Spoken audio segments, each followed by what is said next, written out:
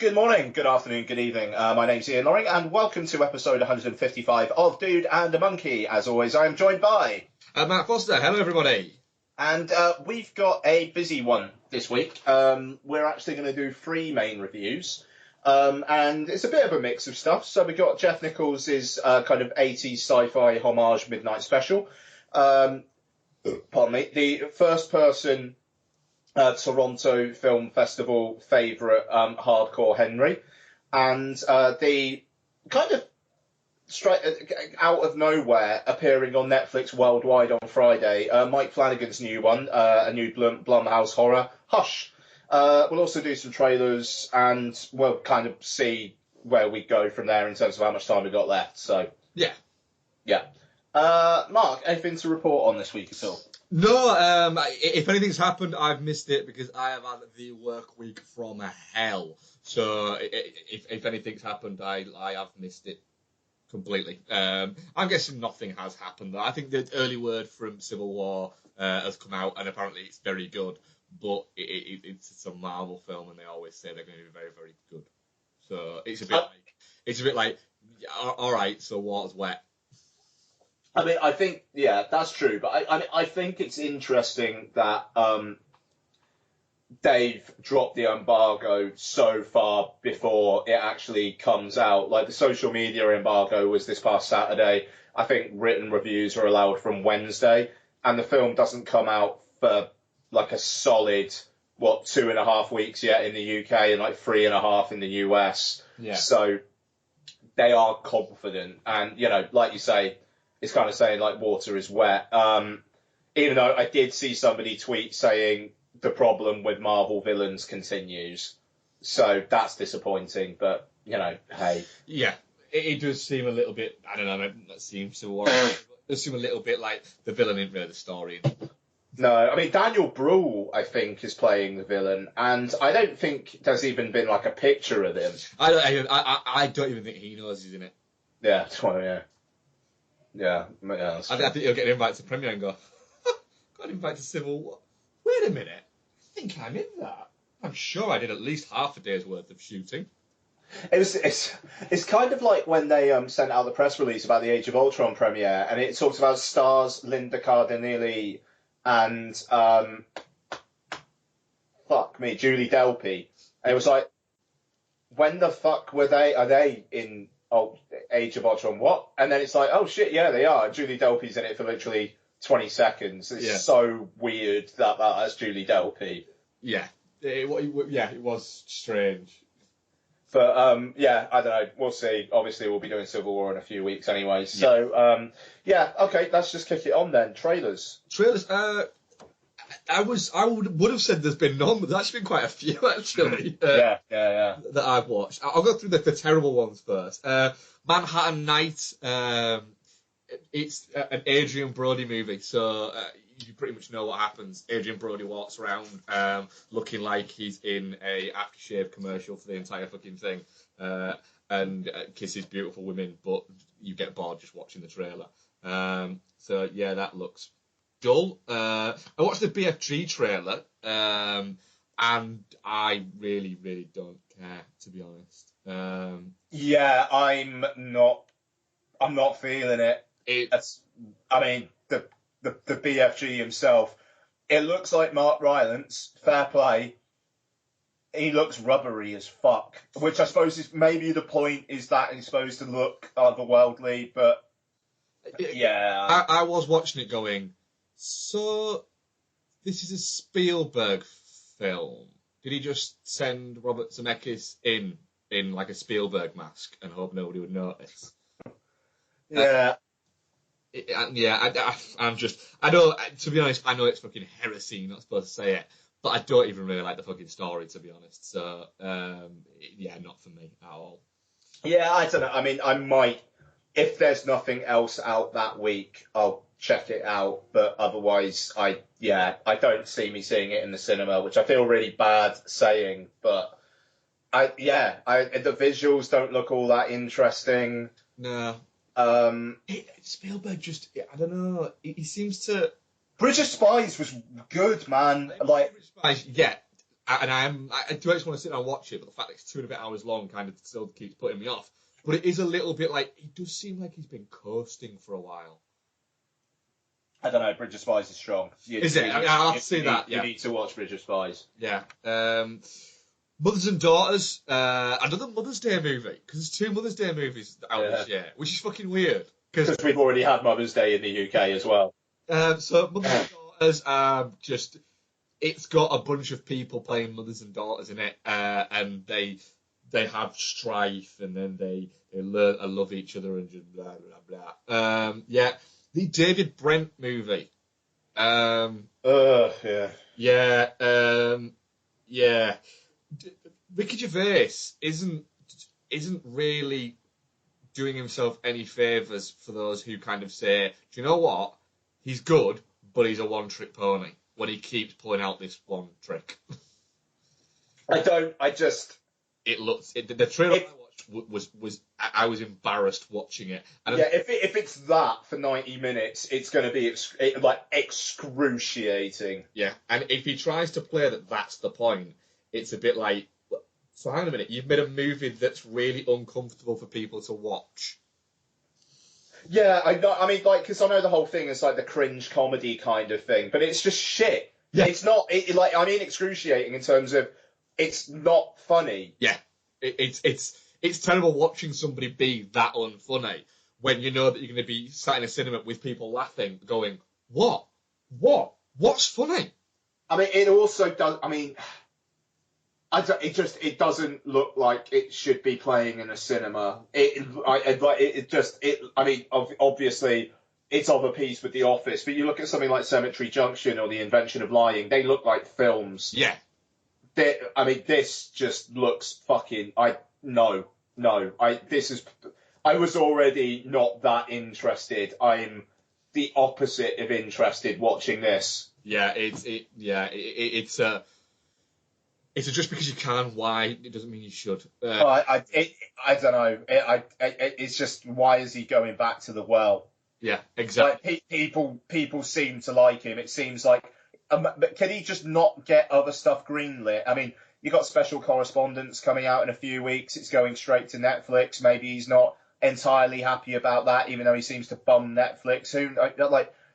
Who knows? Who knows? It's a strange one. Yeah. The Neighbours 2 Red Band looks amusing. An awful lot of sex toys in the, and I mean an awful lot of sex toys in the Red Band trailer for Neighbours 2. Like an unusual amount. It's weird. Yeah, I mean, it's kind of a bit like, hang on a minute, that's in a 2 minutes and 15 seconds trailer, and that joke has gone on, what? Imagine that extrapolated to a 97-minute movie. Yeah, I don't know. I'm looking forward to it. The cheerleader bit at the end made me laugh. Yeah. That was good. I hope it would be good to see Rose Byrne doing more shit, and I mean the bit with Seth Rogen, he's like, stop it, like in the car, that's a good time. With the water, stop it, you're really making them sexier. Yeah. I don't know. I'll check it out. I'm looking forward to it. And I'll watch anything with Zephyr in it. So, there's that. I'm building up to the big ones, I suppose. Swiss Army Man. More I see about it, the more interest I get, because at the start when somebody explained it to me, I was like, hang on a minute. Paul Dano escapes a desert island on a farting Daniel Radcliffe. Yeah, I don't want to watch that. And then the more I see about it, and I realise that, Radcliffe's kind of starting to talk to him, and there's a whole hallucination thing. That could be quite interesting. You call me eating some Spanish chicken, sorry. I'm really looking forward to this. Trailer sold me. Yeah, that's it. You know, the blurb and everything like that, I'd be not interested at all. Watched the trailer and was like, yeah, I'm on board with that. Yeah, I mean, I don't know. It looks like it's doing some interesting stuff visually. Yeah. I don't know. I'm liking the look of the relationship between the two of them, as weird as that sounds. And Yeah, I don't know. I watch Paul Dano use Daniel Radcliffe as some sort of weird fart-powered jet ski all day. I'm down. I'll watch it. Cool, right, and then the big two that I've got left, Bloodfather, Mel Gibson. I know we've the WhatsApp thing. He may be a terrible person, but let's be honest, we all kind of love him in a way. Bloodfather looks interesting. It looks fun. It looks like Mel Gibson taking on the kind of revengeful father genre that's become ever so popular in the past sort of 10 years, and I'll happily watch Mel Gibson do that. It looks like it's got dirt under its fingernails, though. Like, it looks like it's going to be pretty grisly. Yeah. More like the original Taken than the following Takens. I mean, lest we forget the original Taken, there's an 18-rated version of that film. Yes. And then you get to Taken 3, and it's 12A and cut to shit. And, you know, it kind of feels like it's going there. And why not? Yeah, absolutely. Why not? It looks like a good time. It looks like a great Thursday night movie. Yeah, sure. And Rogue One, which I had to actually genuinely, and I am not joking here, I had to genuinely ask Ian and Mike what this was about. Because I didn't know. When it came up, it was like, everyone was going to watch Rogue One, and it was on a day where I was having a catastrophically terrible day when this trailer came out. So everyone's going to this Rogue One, I was going, which one is this? Is it the next one? Is it a prequel? Is it one of the cartoons? What is it? And it got explained to me that it's a prequel to the original trilogy, but set after the prequel trilogy, but nothing to do with the prequel trilogy, because Disney have gone, Hayden who? I don't know who that is. So it's set there. Right. I need to get a few things straight with this. I'm still mildly confused. What is it? So this is one of this new wave of Star Wars movies we're getting. So how the new Star Wars movie is going to work is you've got episodes 1 to 6, and then we had 7 was Force Awakens, and then 8 comes out not this summer but next summer. It got put back to the Christmas. So Christmas 2017. It's essentially, the way it seems like it's going to work is there's going to be a Star Wars film every Christmas until you and I are both long gone. Right. I'm all right. I'll come to that in a second. Not our guests, but the Star Wars omnibus. So it's going to be essentially like a leapfrogging. We'll get a Star Wars universe movie and then a continuation story movie, a universe movie. That's how the kind of idea at the moment is rolling. Episode spin-off, episode spin-off, episode spin-off kind of seems to be the way. Are they going to treat the spin-offs in the same way as they're going to treat the episode ones in terms of budget and everything? Are they going to be... No. Or are they going to be slightly kind of scaled down? No, they're scaled down, and they're supposed to be like actually standalone entries. So you're not going to have Rogue One 2. Right, yeah. Or something like that. So it's a standalone story set within the universe, but they get to, like with episodes 1 to whatever, there's a certain formal style to them with like the use of wipes and a long time ago in a galaxy far, far away and stuff like that, which they don't have to do with these ones. So there's not going to be that at the start of it. That's going to be very strange. Well, maybe not. I mean, who knows? But like, they don't necessarily have to adhere to the rule, to the visual identity of the Star Wars films. That's interesting, then, in a way, but also a little bit kind of, all right. So you essentially you're gonna write movies that are kind of trading off the name a little bit. It was interesting that it was called a Star Wars story. Yeah, they were going to call these films like Star Wars Anthology, and then they decided to call them a Star Wars story. So, but I mean, what I like about this though is the fact that they are changing it up visually. It looks more like it's set in the world of episodes 4 to 6 than episodes 1 to 3 ever did. Yes, yeah, it does. Like I say, it's, as people know, you're a lot more invested in this world than I am. But it looks, Christmas. I'll happily go and watch that at Christmas at the cinema. Happily. Mm-hmm. It looks like it could be entertaining. Looks like it's going to be a good time. If that movie clocks in at anything above 2 hours, I'll be really. It's a crew on a mission. Yeah. To steal the plans to the Death Star. Yeah. And you've got like a really multicultural mix of people in it. Obviously, Felicity Jones is the lead. Yeah. Ben Mendelsohn's some evil fucking Empire person. Like, yes, please. In there, it's a really good cast. It's a great cast. I mean, really Whitaker, Donnie Yen, Mads Mikkelsen, Diego Luna. Yeah. Fuck yes. Yeah, that was why when I saw it, I looked at the cast and was like, Canada was doing that with that cat. Do you know what? Fuck yeah, I'm up for that. I'm well up for that. So yeah, I'm excited for that. Actually, I'll look forward to watching that. Like on a really fucking cold and miserable December night when you're full of the joys of Christmas and going, yes, entertain me. Yep, and AT-ATs, bloody, like, people running away from AT-ATs with palm trees all around, like, that's a new image. Mm. Yeah. I'm all for it. Yeah, that'll do. Like, it's just like, there's no Jedi in this, apparently. Like, it's no lightsabers, no real mentions of the Force, even though there are rumours Darth Vader's going to be in it in the third act. Like, no space battles, stuff like that. It's like, it's approaching the world of Star Wars from a different perspective. And I'm really interested. I'm way more interested in this than I am in the Lord and Miller young Han Solo film, even though that's Lord and Miller. So, it could be easily swayed, but I'm way more interested in this on paper. Yeah, it does seem like it could be very, very interesting. Cool, man. Okay, so we didn't actually discuss this before the show, but what do you want to start with? I'm happy to go whatever you think.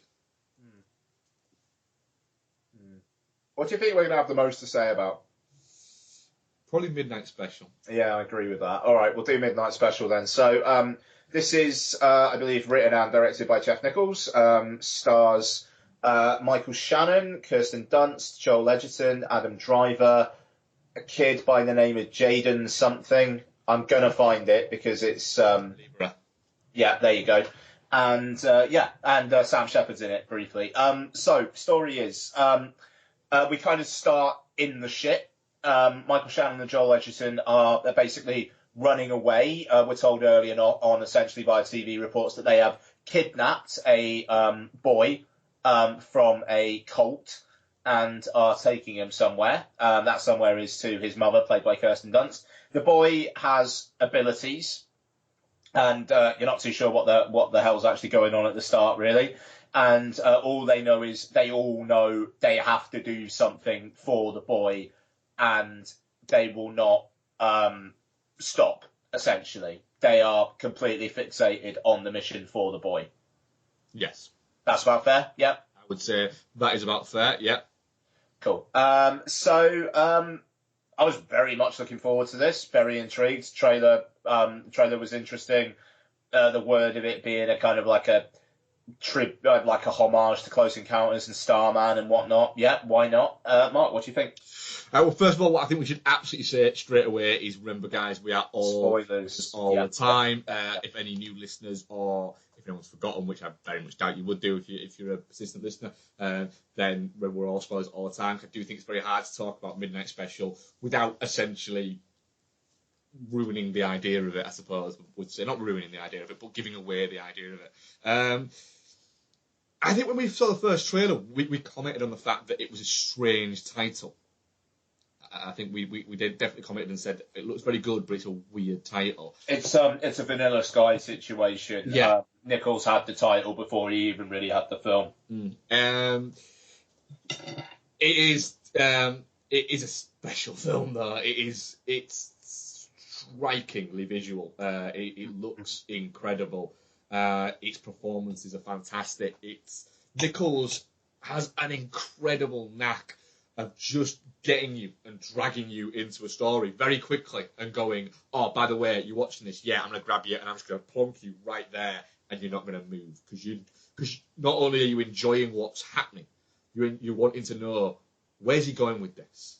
Where's this film taking me? Because I have an idea, because you're telling me essentially where it's taking me, but you're not telling me anywhere near enough that I can go, well, this is gonna happen. And then even when you do, it's like, oh, that is gonna happen, but how is it gonna happen?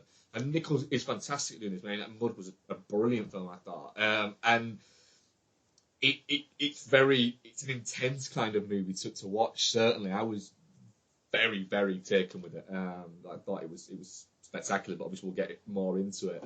What did you think? Yeah, I thought it was cracking. It's, like you say, visually very, very striking, and That opening is incredible. Yeah. I mean, I was listening to an interview with Nichols on the Director's Cut, the DGA podcast, after watching the film, and he was saying that he had a vision of two men driving down a road with the headlights off, and that shit, like when it's that shot of the car driving and the headlights go off, and you've got that score in the background, it's just like, fuck me, he knows how to shoot the fuck out of the film. He really does, and he knows musically when to go drop, and just drop in a music. There is some fantastic musical drops in this where the score, there's nothing, and then it appears, and it's like, oh, like you say, he's got an unbelievable amount of control as a director. Yeah, no, absolutely, man. But I mean, like, as well as like the kind of the style stuff, the narrative is also really fulfilling. I mean, I love the idea that people just, this kid like shows people stuff and they're like, yep, fine. It's not like they've been brainwashed or anything. They're just like, right, he's got to go where he's going. I'm going to help him as much as I can, but I'm still of my right mind. It's just like, right, yeah. I understand, absolutely, yeah, let's do this. And, you know, I think Joel Edgerton plays that really, really well.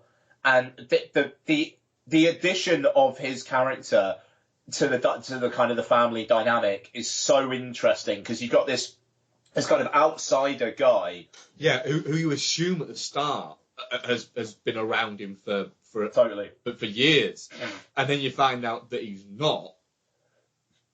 It throws you, but the way that he's been playing it is already in your mind, so you're going, okay, and it's almost like he's closest to the person who's watching it.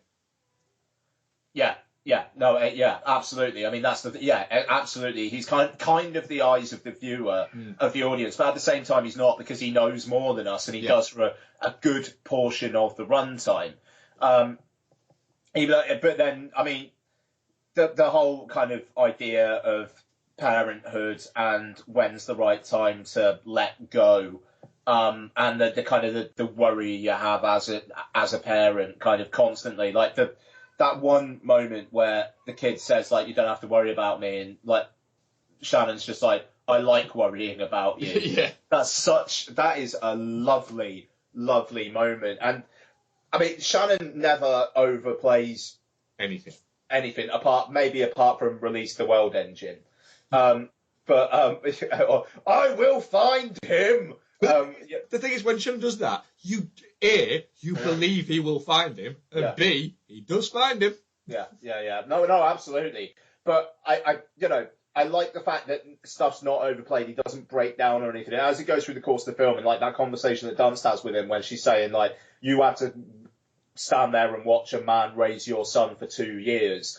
And you don't get Shannon saying that, and you don't really get Shannon reacting to that. And it's just like, the kind of the unsaid shit that informs the performances, but you see it in the performance once you know. Like Joel Edgerton with the State Trooper. Yeah. I mean, yes, it is a little bit on the nose that he reveals he's a State Trooper as well, sure, but I like how that you go back and watch the scene where the State Trooper gets shot, and it completely makes sense, but it's not like he's saying to Shannon, like, don't do it, but he's not screaming at him. Yeah. And I really like that. There's no hysterical moments in this. And as well, you never find out if he actually killed the State Trooper or not. No. I mean, you've got, like, literally the only kind of indication you really have after of anything is the fact that Adam Driver's character knows the state trooper thing was involved because he's got the post-it notes saying like state trooper gas station explosion or whatever. So you know they know, but you don't know what happened to him. Exactly. Yeah, absolutely. And I like how Adam Driver is in there. And it's interesting because he shot, obviously, this is before Force Awakens comes out. And I think maybe after Force Awakens, in the back of your mind, you're kind of thinking he's going to have a bigger role in this or something.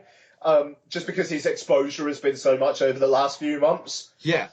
And then you get him here, and it's almost like he's also obsessed and he's also dedicated, but it's also weirdly subtle comic relief type stuff going on with his character. I mean, like I don't suppose it'd be too much to ask if you could punch me in the face. Yeah. I mean, which is great. Yeah, but Adam Driver's character is involved in what was one of the most striking scenes, the interrogation.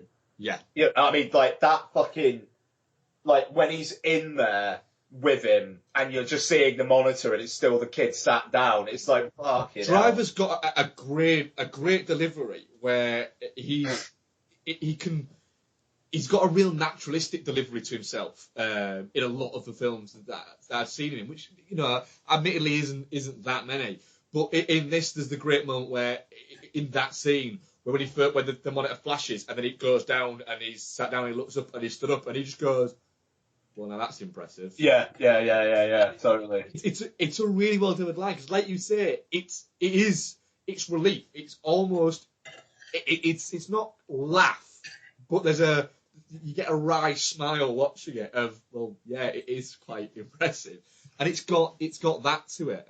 He brings that, I don't know, this real strange kind of, almost like, I don't want to say everyman presence, but a real sort of naturalistic, that's how people would look at it, a calmness to it, I think. Yeah, I mean, it's not a million miles from Truffaut and Close Encounters, but yes, even though I think it's fair to say, yeah, like Truffaut had more of a sense of wonder. I mean, he basically, like, he goes through that entire film like moony-eyed, just wanting to believe in something awesome, which is great. But Driver's kind of got that going on here. It kind of increases as it goes on. I mean, like, I felt so bad for his character when he says, like, can I come along? And they're like, no, but thank you. Yeah, no, totally. I mean, I also danced as well, like, really, really unshowy. And, like, she kind of looks haggard, and it looks like the last couple of years has really taken its toll on her character. And I thought she did some really, really good work there as well. I like that she came into it more as the film went on, but it doesn't feel like she overpowered it. Like, the father and the mother both feel equal in like emotion here. Absolutely, yeah. Like you say, it doesn't feel like it's like, hang on a minute, I have arrived now. It very much, like you say, it does feel like, it feels, again, quite natural in the way that it runs. Yeah, absolutely, man. It's I don't know, it's top notch. I mean, the kid as well is very good. I like that he doesn't. I like the change in his character from not like the way he's not really knowing what's going on, but he's not freaking out because he knows he's got to do something. And then when it's kind of revealed to him, and then he kind of becomes all knowing, but at the same time still a kid. Yeah. He that balance, he gets that spot on. And I like the way that his character doesn't even really know what's going to happen. Yeah, but there's something, there's some really kind of great moments between him and Shannon within the film where he's very much, Max Shannon's very much aware of the fact that he's his dad and he's got to care for him and he's got to get him to this place. He doesn't know why, he just knows that he has to get him there. But the kid as well also seems to have this thing of, he knows that Shannon is there and he's caring, he's looking after him, and he's doing the best for him. But then he also knows that there's points where he's got to say to him, no, I need to do this. I need to do this. Like with the sunlight thing saying that I need to be in the sunlight. He's like, well, it could kill you. He's like, no, I need to do it. And it turns out it's what it is. I mean, I thought the scene at the gas station was where it comes out. That was it was a very much when he just says sorry, and he's like, oh, don't worry about it. He's like, no, I'm sorry. And you just see all this light coming. It's like, holy fuck. It was a genuine seat-shifting moment where I moved from where I was sat to literally poised myself on the edge of the seat going, okay, shit, what's going on here then? It was fantastic. And then the sort of the media reporters about whether the station's fallen down, and they're saying, it's not. It's a satellite that's sole purpose is to spot a nuclear attack. Oh, absolutely. And I mean, one thing I also liked as well, the way that cult are kind of set up as being like that, you kind of think they're going to be the big bad of it, and then no, they're all a bit shit, really. Yeah. Like the way that, like, yes, all right, the cult guys do kidnap him, but then like 10 minutes later they're pulled over by the police, and that and like the two guys are killed. It's like, right, end of. I thought that was good because I mean, you cast Sam Shepard and you kind of think, oh, hello, yeah, he's going to have some presence here, and he's in maybe the first 20 minutes. Yeah, that's it. He's gone from there. It just kind of does show really that they're small fry, that cult. Yeah, absolutely. It's I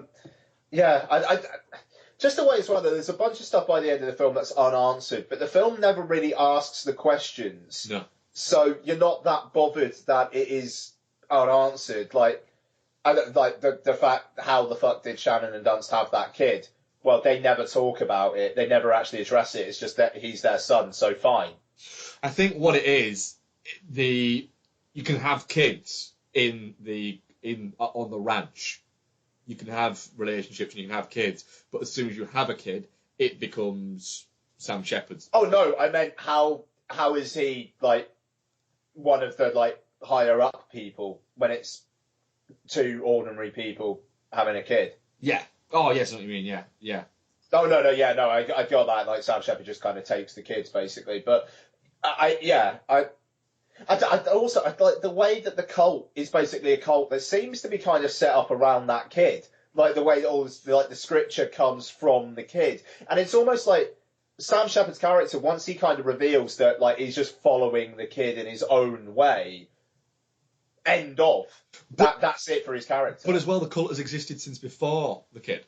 Oh no, sure, no, absolutely. It's strange. It just seems like it's good that he's essentially he's used the kid to kind of to further his end, but he's ended up inadvertently actually kind of doing what he's actually pretending to do. He's actually doing. If it makes sense, it's a very sort of strange way to look at it. And the ridiculousness of saying, look, right, what if one of these mad cult people actually accidentally got something right? Yeah. No, absolutely. I mean, I don't know. It's just the kind that you could talk about that shit until the cows come home, but because the film itself, it's not doing the kind of the J.J. Abrams mystery box thing of chucking this stuff in your face and then going, right, okay, now go mad on the internet having discussions about it. Nichols is probably like, couldn't give a fuck. I don't bring it up. Yeah, he is. Because of people, sort of imagine if people said, who's the cult based on? Who's the cult? Which cult is it based on? It goes, who gives a fuck? What? It's just a cult. Yeah. Which cult though? I don't know. It's a cult. Or which cult? I don't. Like you said, I don't give a shit. Did you not watch the rest of the film? Yeah.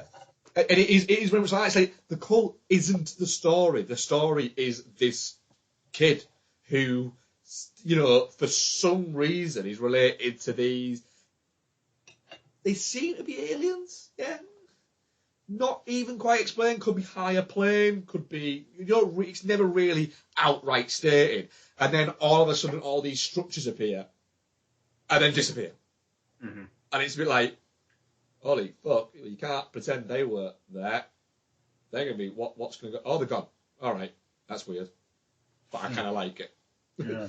I get the feeling that if you're not on board at that moment, you'll call bullshit on that. But if you are on board, which I don't see a reason why you wouldn't be on board by that moment, if you are on board, you'll be going, okay, not really sure what this is, but I like it. Yeah, no, I mean, that's the thing. If you are not on board with this film, I mean, if I wasn't on board with this film and I saw that stuff at the end, I'd be like, what the fuck? Yeah. So I kind of understand that. I mean, it's interesting. Pete Bradshaw in The Guardian gave it 2 stars and was comparing it to The Happening.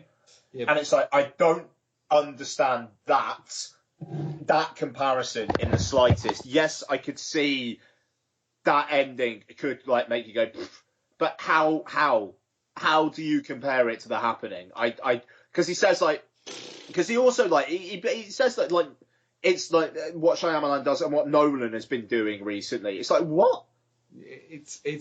I don't. Bradshaw's a bit like that though, isn't he? Let's be honest. He's just. Do you know what? Do you know what that does? Gets people to click on his review. Yeah, I don't know. It's very mingy. It is, but he's a mingy writer, isn't he? I'm not saying he's not a very good writer. I just think his opinions are just bollocks. In the fact that, yeah, The Happening's a terrible movie. It's a terrible piece of shit that's laughable. Midnight Special, even if you don't like the movie, you can't take away from the fact that it's wonderfully shot and it looks fantastic. You might not get on with the story, but it's a proper movie. Yeah, absolutely, man. I mean, very, very worth seeing on the big screen. Yeah, I'd absolutely agree with that. Yeah, it's like you said, it's got a great kind of vibe and feel to it. And what's wonderful about it is as well, it got a lot of good kind of buzz from some of the festivals that it played, to the point of where the studio has gone, do you know what? Okay, let's throw a load of marketing at this, and they're throwing a lot of marketing at it, I think, because essentially it's a really good movie. Yeah. A little bit they've gone, do you know what? Let's market this movie not as much to make loads of money. Let's market it because people should see this movie because it's a good movie.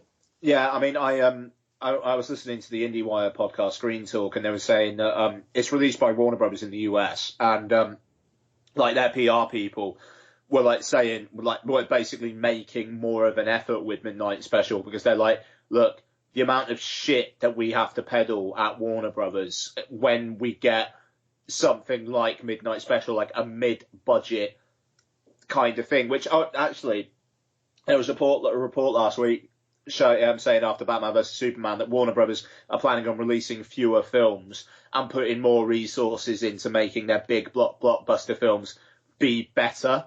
And it's like, fuck off. Yeah, so that means like Warner Brothers aren't going to do Midnight Special, which their own people have said they enjoy working on because it feels like a proper fucking film. Which is fucking stupid because, to be honest, this film was $18 million, this film cost, right? Yeah.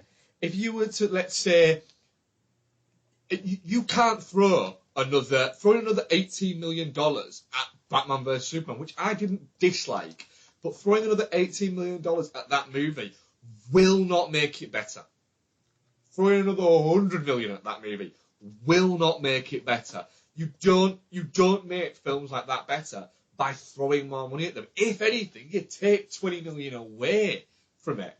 And as well, what studios should do is they should look at it and go, right, well, we've made this movie called Batman vs Superman. It cost us $250 million to make, and it cost us $250 million to market.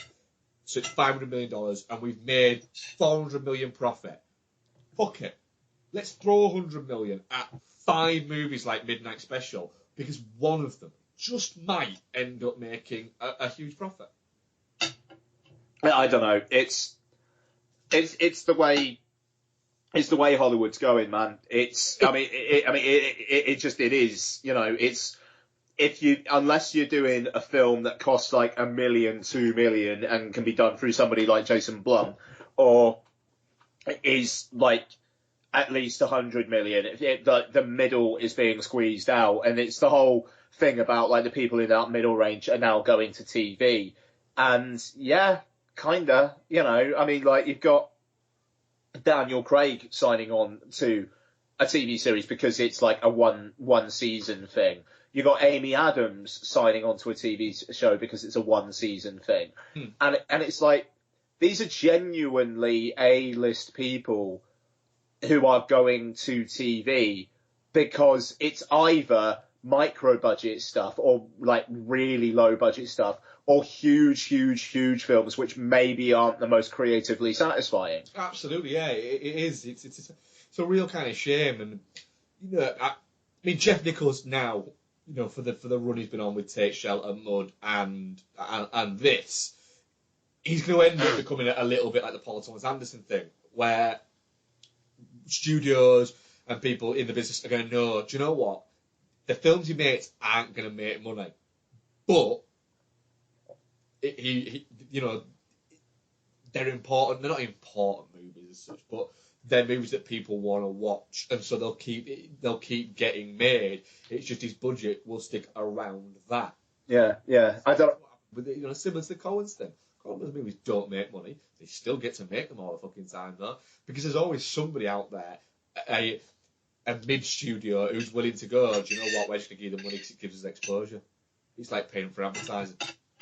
Well, this is the thing. I mean, I think Netflix and Amazon are going to be making more of an impression that way. I mean, Netflix released Chirac, the Spike Lee one, which still hasn't come out over here. Yeah. In the US, and they actually. It's interesting. A slight tangent, but Amazon are interesting because in the US, when they buy stuff, they will let it have a theatrical run. Whereas Netflix, they kind of did with Beasts of No Nation, but Amazon actually do allow a window between theatrical and actually playing on Amazon Prime.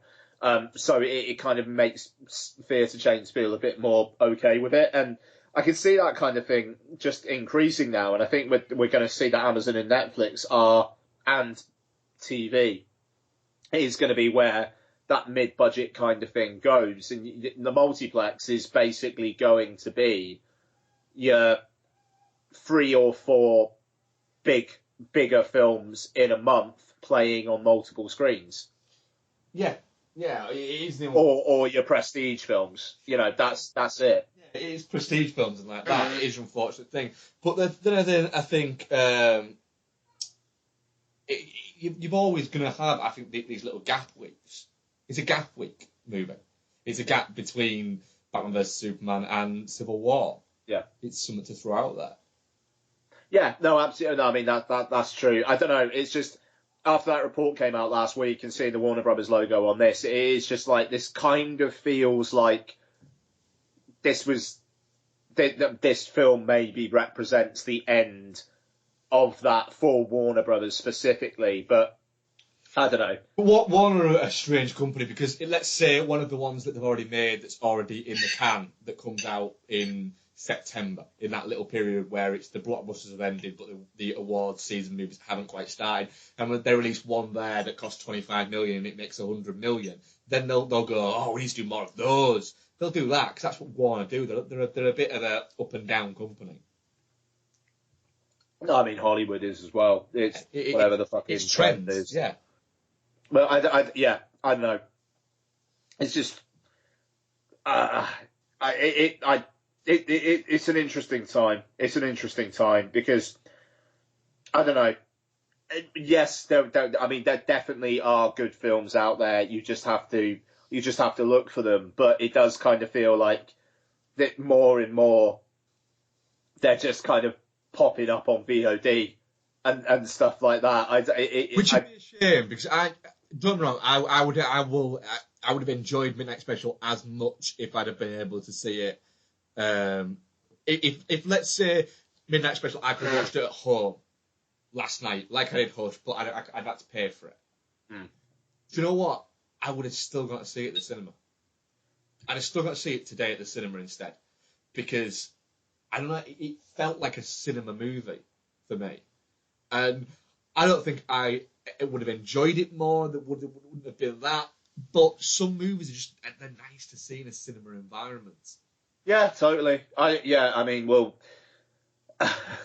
get on to a film where I kind of wish I watched it at home, but I agree with that. But I don't know, the amount of films I'm feeling like I need to see that on a big screen is actually going down. I mean, I'll be honest, Civil War. If I could pay £20 just to watch that at home the weekend of release, I would actually pay £20 just to do that. Just like, fuck it, I can just stay at home. Donna can watch it. Well, I would absolutely, yeah, I would, without question. But like I say, Midnight Special, I'd want to see that. I want to see that in a cinema.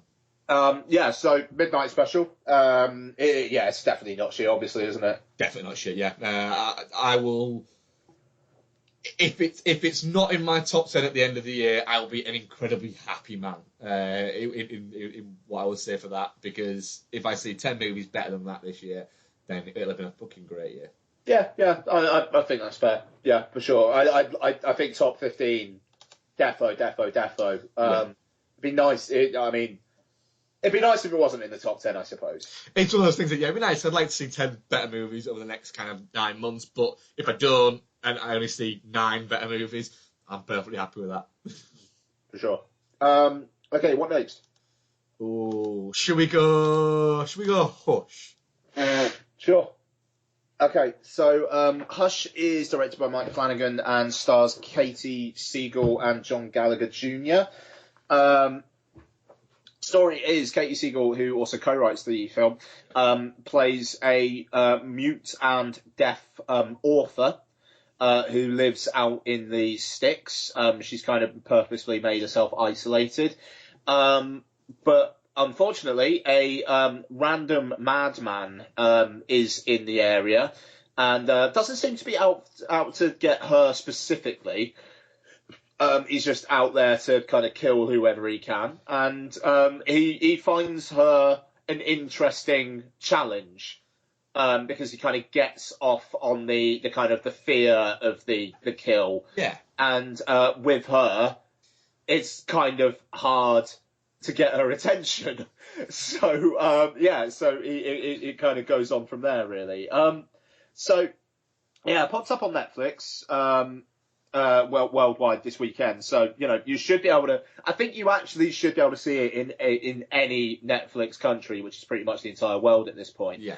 At the end of the credits, there was like maybe half a dozen version Francais, version Espanol kind of, things at the end I noticed. So it does look like it's having quite a wide reach. So this is Mike Flanagan, who directed Absentia and Oculus, as apparently in post-production on Ouija 2 at the moment, which is an interesting one. Yeah. I'm sure that Ouija 2 will be better than Ouija just because he's doing it. Yes. Mark, your thoughts? It's an interesting idea, is what I'll say. Yeah. Remind me a little bit in terms of the idea of the, I think, mid-90s movie starring Madeleine Stowe, where it's a similar story, but she was blind. A link or something like that, I think it was called, I can't remember. But yeah, the idea of that, it's a good idea. It took me a while to realise that John Gallagher Jr. was actually the guy from... Cloverfield Lane. Yeah, I didn't, until I saw his name in the credits, didn't have a fucking clue. Yeah, but when he first kind of unmasked himself, I did sort of turn to Becky and say, don't you think that he looks a little bit like the older, slightly slow brother of a girl from a teen sex comedy? Sure. I couldn't get that out of my head for the rest of it. But it's a really good kind of horror film of that ilk, really. It's by no means perfect, but it's 81 minutes long, and it does exactly what it says in the tin. Although there are bits in it where you go, that just doesn't make sense. That just doesn't... Why? There's a lot of moments like that, but overall, yeah, I enjoyed it. Yeah, I also enjoyed it. Sorry, bear with me. There we go. I enjoyed it. I thought it just about got away with it, and maybe because it was so short. Yeah. It's one of those ones where every 10 minutes it's longer, it goes down a half star. I think the execution of the idea of her like being deaf and not being able to like notice as much was really, really well done. It's probably the most successful thing about the film. Yeah. However, all spoilers all the time, I really didn't like that he unmasked himself so early. No, I didn't like that, no. The thing is, A, the mask was creepy. Yeah. And B, he's not. No, he's not. Like I just said, he looks like the slow brother of a girl in a teen sex comedy. It would have been better if he'd have had the mask on for quite a while until, let's say, she pulled the mask off or the mask broke or anything like kind of like that, it is a bit like, when he takes the mask off, you are a little bit like, that was quick. I mean, yeah, it kind of feels like they're almost doing that just for the punch of the whole, like, I haven't seen your face, I won't tell. Yeah. Then he takes it off and he's like, well, you've seen it now, haven't you? Like, it kind of feels like it was all in service of that, but it's just like, he's not a threatening presence, which he admits himself. Yeah, when he's killing that guy. Yeah, which makes kind of no sense. It adds a character dimension that shouldn't really be there. And it's a bit like, well, hang on a minute. If your whole thing that you seem to be maybe peddling in this is the fact that, you know, you're doing this because, you know, all these big macho guys get all the girls, or there's something like that. There's just some element of that, of feeling a little bit insecure in yourself, things like that. Then why the hell are you using a crossbow? Seriously, a crossbow. Which just looks really... It's a really impractical weapon for that. Yeah, I mean, I kind of thought, like, with the crossbow and the mask and stuff, there was maybe a bit of, like, reference to You're Next or something like that. And the whole kind of, like, the idea of, like, hunting or something. But... yeah, I don't know. I mean, I liked. I thought the idea of him just kind of getting off on the whole thing, and like, there's a moment where he's like screaming at her, and she just like walks out the room, and it's almost like he's almost like come back. Like, I think it's the bit where the window. He gets the and he gets the other girl's head. Yeah, and he's had the hammer in the arm, and then she's walking away, and he's screaming at her. Yeah, because in an audience, you are kind of going, you know she can't hear you. But yeah, well, there's that as well. But I like that how he's getting frustrated because she's not kind of conforming to type. Yeah, it worked quite nicely with that. Yeah. Yeah, I mean that was decent, but like you say, there's a bunch of stuff in this film that doesn't really make any sense. I mean. And also, it kind of feels like there's a lot of busy work in there just to kind of fill out the runtime. Like, as soon as the other guy comes into it, you're like, right, I know where this is going in 5 to 10 minutes. Yeah. And you are literally just waiting for that guy to get killed. Yeah. You know nothing is going to come of him being there. Absolutely. I did think the way that it was dealt with, him initially arriving, and the fact that that John Gallagher Jr. kind of runs up to him with the torch and he's pretending to be a copper is quite good, because you know, although the fact that he's got no identification, he doesn't look like a copper or anything like that, and you can see that the John guy is kind of almost kind of working that out, but it's the you know, it's the seed of doubt thing. He's so convincing at it, and he's so confident in it that. If somebody did that as you arrived there, you kind of, at first, you would kind of go, well, obviously it's a copper. I thought it was quite a nice little scene, but then as the more that goes on, you are just going, how's he going to kill him? When's he going to kill him? What's going to happen? When he picks up the rock, you're thinking, yeah, it's not going to happen. It's not going to happen. You're too Joe handsome to survive this film. Yeah, no, exactly. And I mean, even the kind of like him saying, "Oh, you know, are you a big guy?" I thought I had like a 2 in 10 chance of doing it there. And it's like, I don't know. Can you not just be a threatening presence instead of doing all this kind of weird insecure shit? Yeah, because that was a bit weird. It's like, well, hang on a minute. Well, why would you only have a 2 in 10 chance? He wasn't that big a guy. You know. Yeah. I would say, you know, you look at him and you go, do you know what? Yeah, this guy's probably kicked my ass, but I've got you know, that guy, he'd have had at least a 5 in 10 chance, I would have said, at least. You know, sure. It's a strange comment in the film. I thought it was a little bit weird, but it might just be the guy's humour. Yeah, no, sure. I mean, I mean, obviously, it's kind of like further seeding the whole kind of like he just gets off on being able to terrorise someone, and it's going to be it's going to be a woman because obviously he feels emasculated and stuff like that. But I don't know. It would have been a lot better if he was just creepy and faceless for the whole thing. Absolutely, yeah, it would have been. One of the minor problem I had with the film, a real minor problem, but it was a bit of a problem, is the lead female character. I didn't want her to die, but I did feel like she was a bit of a dickhead.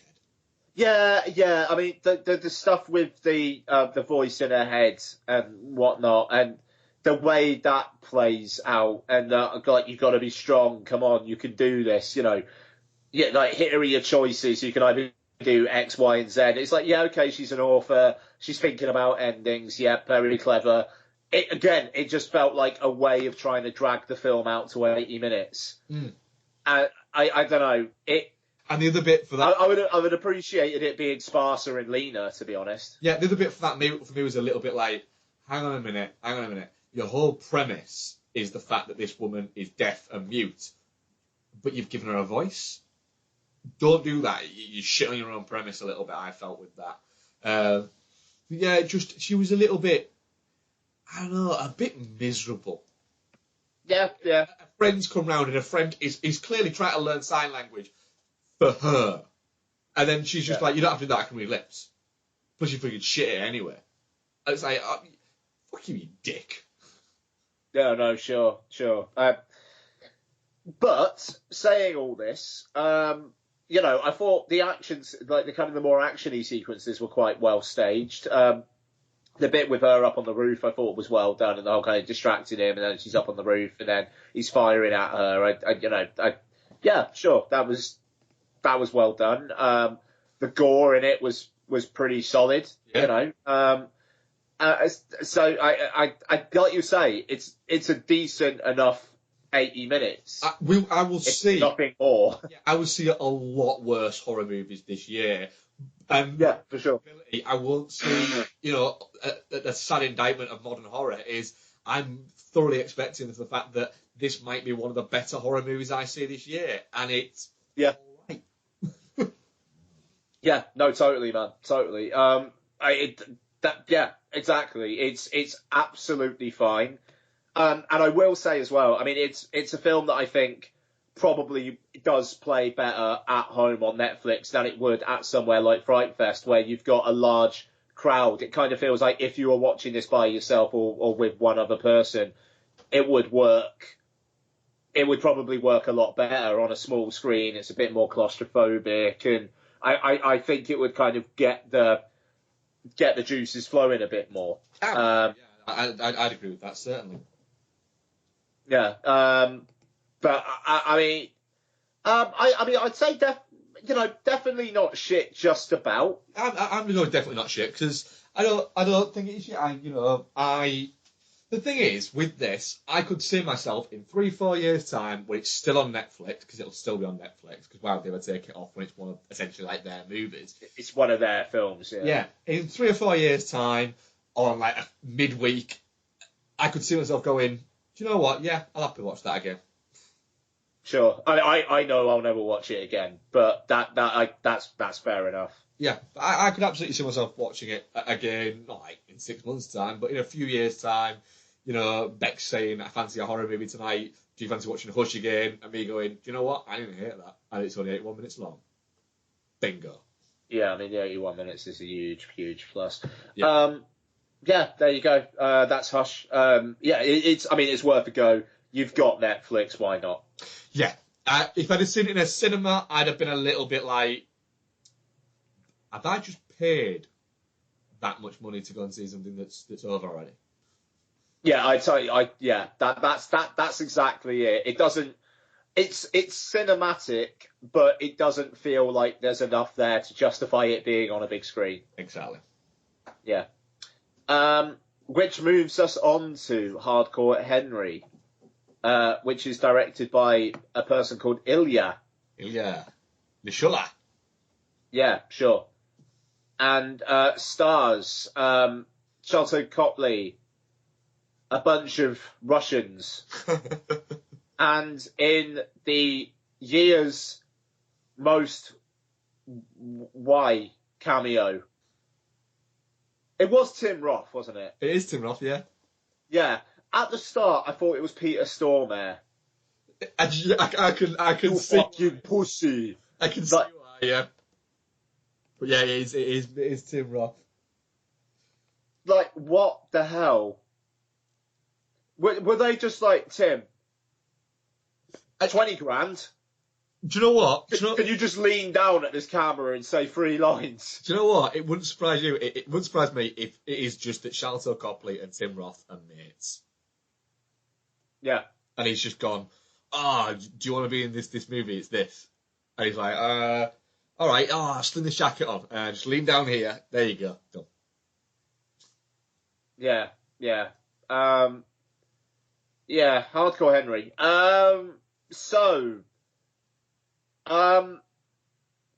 Can you explain it? Yeah. Film begins, we're introduced to Henry, who essentially is your audience's point of view because this is all shot in the first person. He's some kind of part kind of mechanical engineered soldier, and we're introduced to his wife Estelle, played by the absolutely stunning always Hayley Bennett, and he has a seemingly kind of powers that we find out throughout the movie, and the entire movie is from his perspective as he essentially of a sort kind of escapes and is recruited by the other side of this weird organisation that you've got, and he's fighting for his life and for the life of Sharlto Copley, who just keeps appearing in random guises against Akan, who seems to be his creator and is the head of this shady weapons organisation. Yeah. What do you think? I really quite liked it, actually. All right, fair enough. Yeah, one of my chief concerns about it was, and I voiced this to yourself before I went in, was the first person thing. Was how is that going to... It's interesting, it's an interesting idea, I get the idea behind it, it's mirroring what goes on in video games, but I couldn't work out how that would work for 90 minutes, for an hour and a half, and I get the idea that it was supposed to be kinetic and jarring and all over the place, and it was supposed to be like that, and that's the idea behind it, but I just didn't know whether or not that would either be too much for that long, or you'd get half an hour into it and go, I'm over this fucking aesthetic now, it's just bugging me.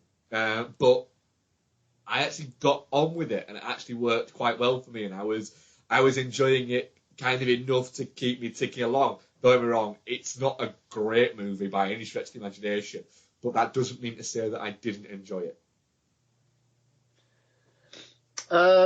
It's a strange movie is what I'll say. Yeah, I mean, the thing is, by the end of the film, I was thinking, right, I feel a bit sick. Not because of the gore, but because I actually got a bit motion sick from it, which has never, ever, ever happened to me in a film before. So there was a foot chase in it. Where chasing the guy down the underground around there. Yeah. And when it's like a bit where he's running along and he kind of trips up a bit and then he kind of goes down an escalator, and I actually felt my stomach turning. Oh yeah, And I almost had to walk out. And to be honest, I wouldn't have been that sad if I did. I have absolutely no idea why anyone was doing anything in this film. All I know is Sharlto Copley pops up in a variety of costumes. Yeah. At one point, he does a musical number, and a white-haired guy has telepathic powers because why? Yeah. That's about it. I mean, like, the ending of the film as well, kind of slightly comes out of nowhere, because it's like, right, you're just going to end it there. Yeah. That's an interesting choice. Woman's just fallen out of a helicopter, you're just stood in a helicopter, and then the credits roll. Right. Okay.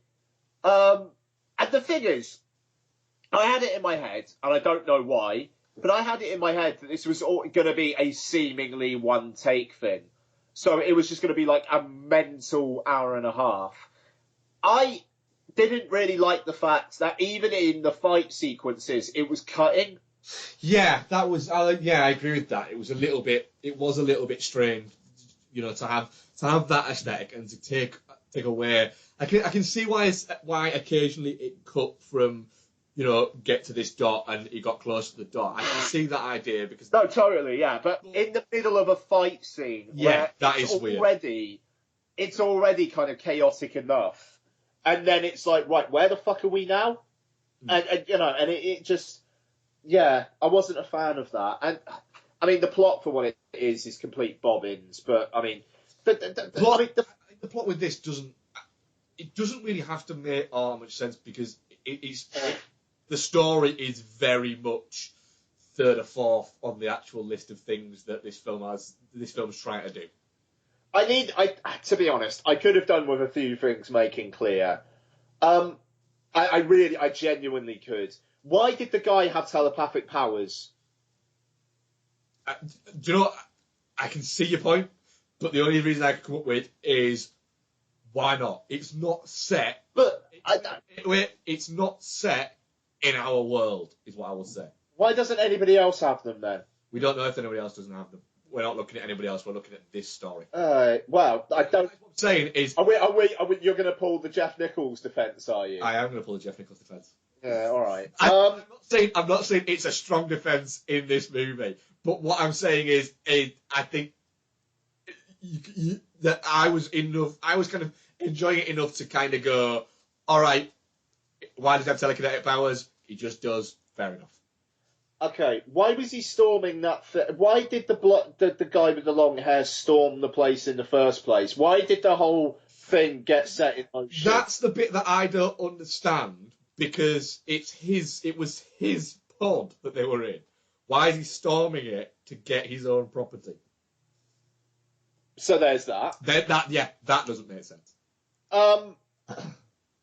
But no, actually, it does make sense because the whole idea for it is, Sharlto Copley says that they haven't, that the only thing that soldiers don't have is an emotional reason to fight, and him storming in and taking, and essentially attacking them and attacking Estelle develops the emotional connection between Henry and Estelle.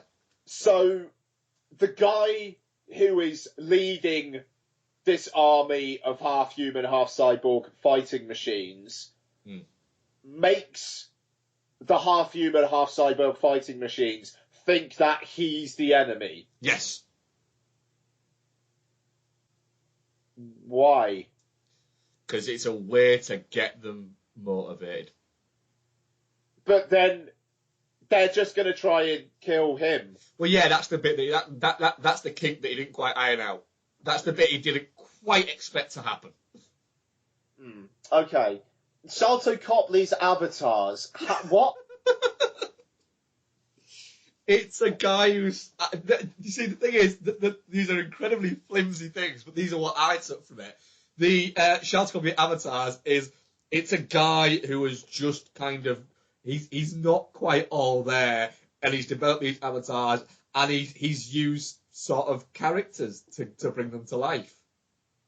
But, right, if they're like 3D holographic representations... Yes, they are. Why do they die? What's the point of them dying? Because 3D holographic representations. What are they? They're robots, essentially. They're avatars. They're robots that he can... But they disappear. They die. No, but they don't. They disappear. When they die, they disappear. Like, because the bloody the song and dance sequence. By the end of that, they just keep falling. When he's not in control of them, they just become essentially. By the end of that musical number, they should be bloody like stepping over body. There's only three of them. There's only three of them in the musical. Plus, they keep on falling, getting back up again, running behind Henry, and then getting ready to pop out again. No. What happens is they fall and they become unanimated because then again, what is it? And then when he switches back to that avatar, they become reanimated. He switches between them. He uses which one he needs at that particular point. So how many does he have? We don't know how many he has, but in the dance number, there's the one in the sweater vest, there's the one in the suit, and there's the general guy. But why? And there's the punk as well, isn't there? So there's the four of them, and then when the punk's singing, the the guy in the suit essentially just drops and he's on the floor, and then when he stops the punk falls, and the other guy comes back up and sings, and it just keeps popping up like that. It's Why? When he's outside and they're helping him to go down the elevator thing, and he's with the sniper guy. Yeah. And then he comes out of his body and goes into somebody else's, and then he pops back into his, and it flips between that. And then when they die, when they get blown up or shot or whatever like that they no longer can function, you can't then go into their body anymore. Why does the one in the club have a drug overdose? How's that supposed to help Henry? It's not. It's not. He's just created a drug addict one. It's part of his programming, I would guess. Right. Why? Why not?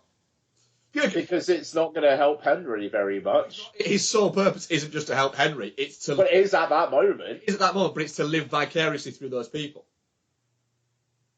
So, like, one of them dies, he just activates the one that's just so happens to be having some sort of weird 5-way. And it's like, right, okay, buds, you got a job to do. Essentially, that he had closest to him, yeah. Right, okay.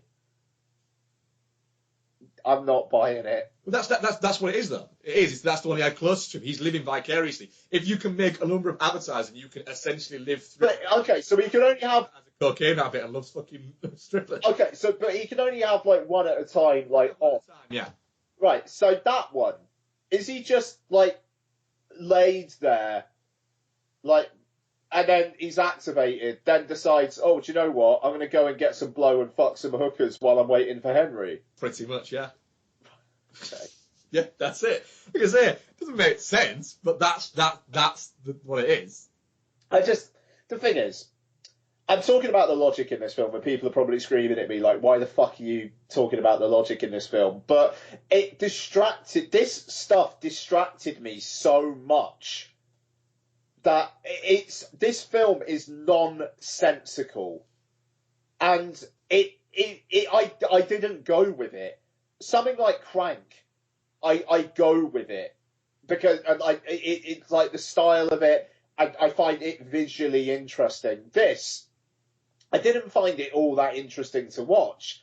It was like, you've stabbed one guy in the head, you've stabbed 1,000 in the head, you've shot one guy in the head, in the stomach, you've shot 1,000 in the stomach. I found it really wearing. If I didn't know this movie was only 95 minutes long, it would have started to drag on me a little bit more, I think.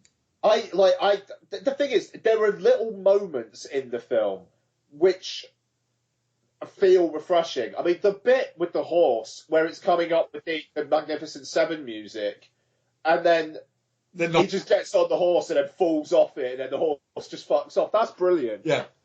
That was great. And I did like what Sharlto Copley was doing in this. To an extent. I thought the kind of the Brigadier guy was pretty brutal. But his drug addict one, as painful as I thought the logic was, I thought he was quite fun. Yeah.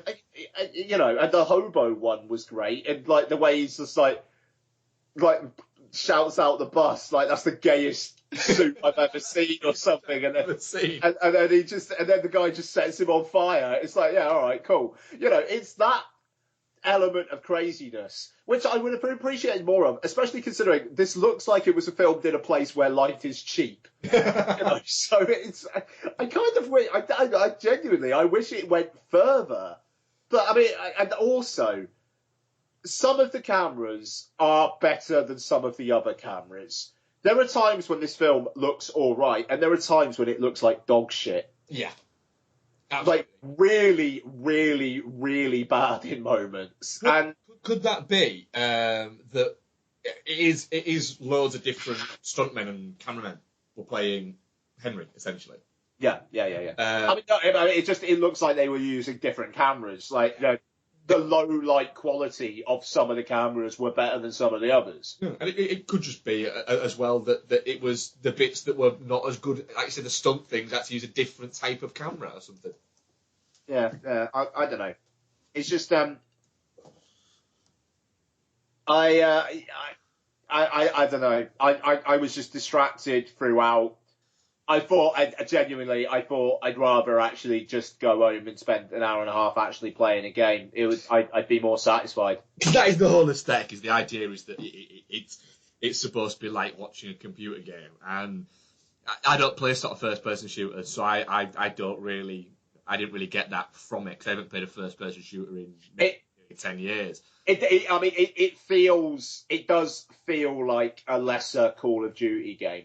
Yeah. It does. You know, I mean, like the whole kind of like the opening of it where she's going like, "Can you do this? Can you do that?" It almost feels like something's going to pop up on the screen saying like, "Press up and down and like look up and down." Yeah, exactly. Some of the criticism I've heard of it have been, it is like watching somebody play Call of Duty for an hour and a half, and I'd prefer to do that.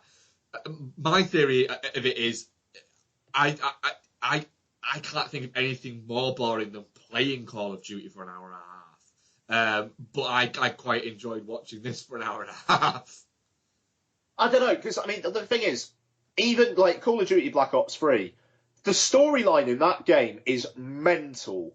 It is mental. It's about an artificial intelligence that reprograms people. It becomes sentient, and it's wired into people already, then becomes sentient, and it gives them hallucinogenic visions.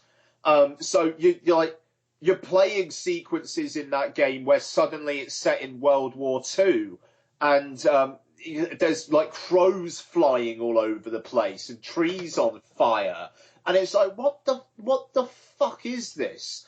And it's like that actually genuinely feels more batshit creative than Hardcore Henry does. Yeah, Hardcore Henry, it's not, if anyone ever builds it as like, oh, it's a new way to do cinema, it's not. Doom did this with itself. There's a portion of Doom that is essentially Hardcore Henry. It's nothing that new or that innovative. It's mildly interesting in terms of an aesthetic. But the bits that I enjoyed of it was it's fun and it's a little bit mental. Like you say, I could have done with it being a bit more mental, to be honest. Yeah. Just like not really in terms of the violence either for me. Just have some kookier shit happen. Exactly that. The kookier shit. That would have been better. I mean, yeah, but I mean, there are moments in this that are good. I mean, at the start of the foot chase, it's like this, like, kind of abseiling down this bloody building, and you're doing it first person, and it's like, whoa, Jesus fucking Christ, you don't see that every day. And I don't know. I mean, the bit it's in the trailer, but the kind of the car chase bit, which I actually thought was pretty great, and like where he kind of like crashes through the van. Yeah. And I mean that's some top draw stuff. And again, it feels like it's shot in a place where life is cheap, and it does feel like people probably got really injured shooting it for our entertainment. And I kind of wish the bits of the film around the more impressive action stuff and around the more kooky stuff was better. Well, I look at it now, and apparently the majority of it was shot on GoPro cameras. That doesn't surprise me. GoPro Hero 3 cameras. Yeah, that doesn't surprise. But I don't know. It's just blown up on a big screen. It doesn't look very nice. It'll probably look fine on the small screen, though. Probably, yeah. I don't know. It just I had severe issues with it, and I couldn't get on board. Yeah, I thought it was all right. Don't get me wrong, it's a 6 out of 10, but I was worried that it might be a 3 or a 4 out of 10. Yeah, I mean, I'd go 4. I didn't. I mean, I genuinely didn't hate it, but I don't know. It feels like there could have been something better there. Shit for me, definitely shit. Sorry. Yeah, I'm. If you're a 6, you're definitely not shit. I'm definitely not shit. Yeah, I think I am. Yeah. Fair enough. I enjoyed it. I kind of thought you would. To be fair, I just like. It's for me to enjoy. Yeah, no, well, quite. I mean, it might be the fact that I genuinely felt a bit sick for like half the running time.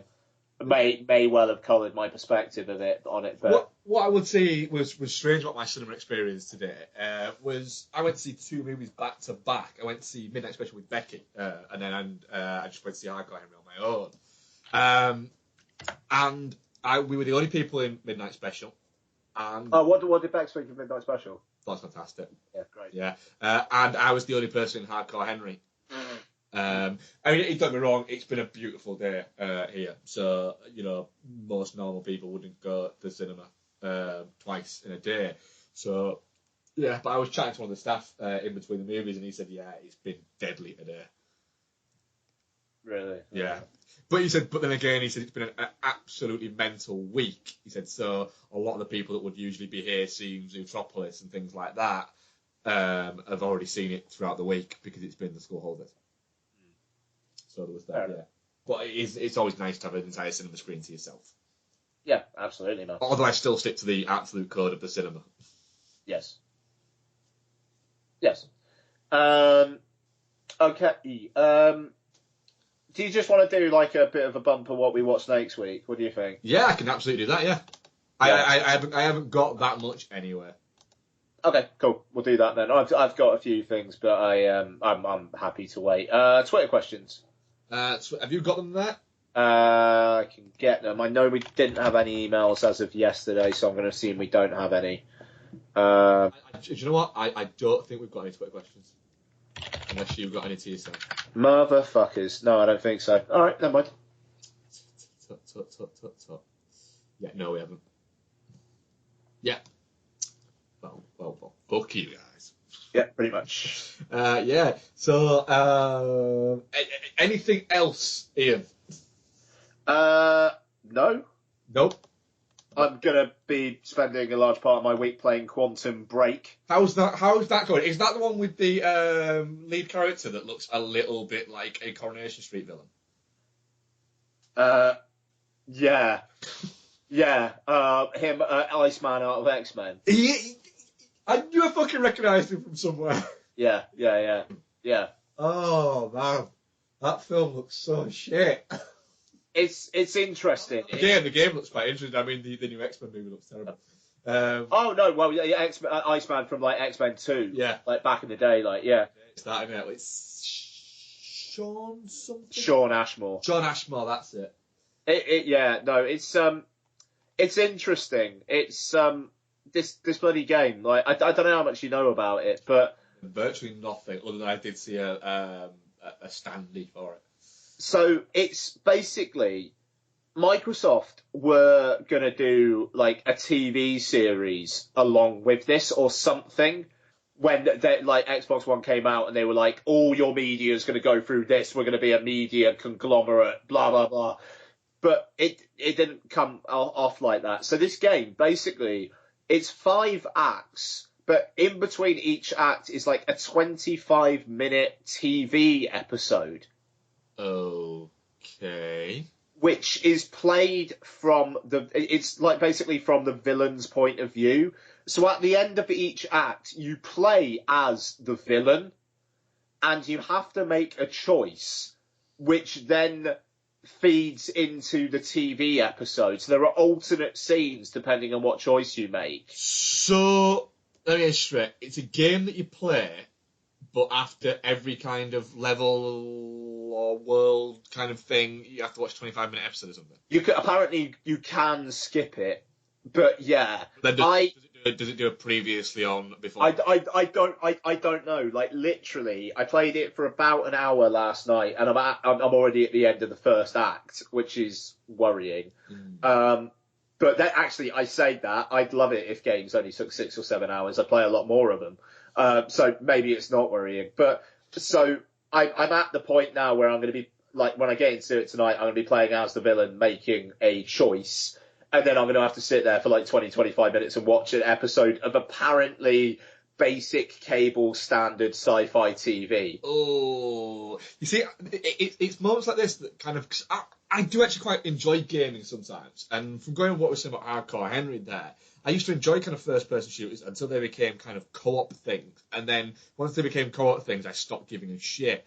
So the only game I really do kind of play is FIFA, really. That can keep me going for an unusually long amount of time, to be honest. So yeah, but I always do feel like I kind of would like to get into gaming, but then there's nothing that makes me go, I want to play that. Yeah, I don't know. I mean, like, because we talked about this much on WhatsApp yesterday, but I bought a Xbox One, and because there's quite a lot of stuff I want to play on Xbox One that you can't play on PlayStation. That game's exclusive to Xbox One, isn't it? Yeah, and PC, but apparently the PC the version's a disaster. But yeah, so pretty much exclusive to Xbox One, and I was very, very interested in playing it. It's playing all right so far. Like there's some, like the time powers you get. There's one which I'm not getting bored of, and I don't think I ever will, where you throw out like a time bomb thing and shoot into it, and then it builds up all the bullets in it. Like it feeds all the bullets into it, and then when it ends, it just hammers all those bullets straight away into whoever you're firing at. So it's like you've got like a submachine gun. You fire like 30, 40 rounds into it, and it's like going slowly, and then it stops, and then it's just like boom, and it just fucking like wipes this person away, and it's pretty sweet. It's pretty great. So there's stuff like that, and there's like you could kind of like combine that, so you could do like a time dash, and then follow that up with one of these. So you'll dash across a room, fire a load of bullets really slowly into someone, and then it will just take them out, and it looks awesome. But quite fun.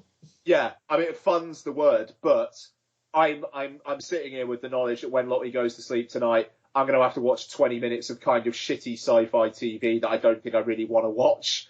So that's the bit that made me go, because I'm terrible with cutscenes. I'm very much in with cutscenes that are like 3-4 minutes long. I'm sat there going, no.